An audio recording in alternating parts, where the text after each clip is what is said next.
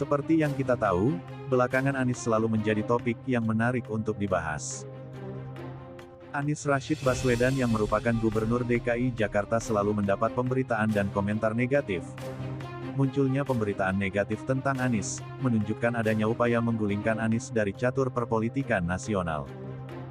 Kali ini Lurus News akan membahas 10 kesalahan besar Anies Baswedan menurut lawan politiknya.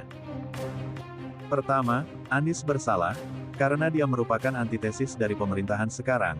Hadirnya Anies di forum-forum internasional, bahkan sampai dapat mempengaruhi Sekjen PBB, ini menunjukkan bahwa Anies adalah pemimpin kelas dunia yang dapat membuat bangsa Indonesia bangga, tidak malu-maluin, tidak pelangap-longo, memiliki kecakapan, tidak seperti boneka.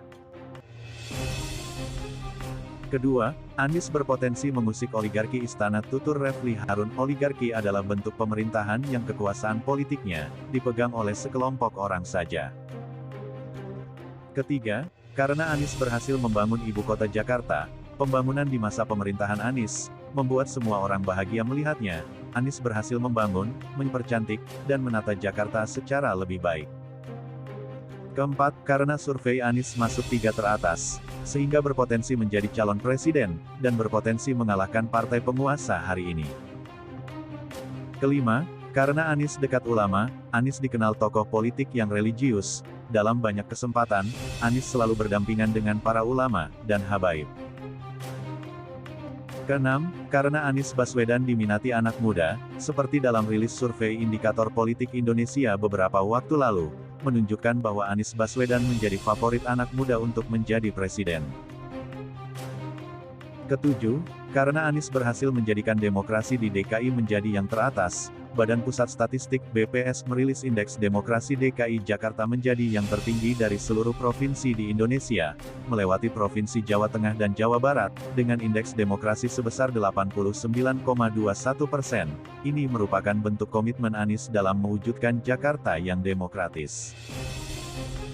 8. Karena Anies tidak baperan, kita tahu selama ini Anies tidak pernah mempermasalahkan kritik yang dilayangkan kepadanya, tidak pernah mempersoalkan apalagi memperkarakannya ke kepolisian. Bagi Anies, kritik adalah cara masyarakat menilai kinerjanya, dan kritikan tersebut menjadi semangat membangun Jakarta. Ini jelas tidak seperti tokoh politik yang sedikit-sedikit lapor polisi. 9. Karena elektabilitas tertinggi, berdasarkan rilis survei beberapa waktu lalu, elektabilitas Anies jauh di atas kandidat calon presiden lain, termasuk di atas Puan Maharani. Elektabilitas Anies juga berada di atas Ganjar Pranowo, yang kononnya calon presiden terkuat dari PDIP. Berdasarkan rilis survei IPO menunjukkan, elektabilitas Anies Baswedan sebesar 18,7%, sedang Ganjar 16,5%. 10. Karena Anies diterima oleh semua kalangan, sosok Anies yang santun, dapat diterima oleh semua kalangan baik dari kalangan nasionalis maupun religius. Performa Anies dalam memimpin Jakarta selama ini, menunjukkan adanya toleransi yang tinggi, dengan tanpa membeda-bedakan jenis, agama, etnis, dan warna kulit.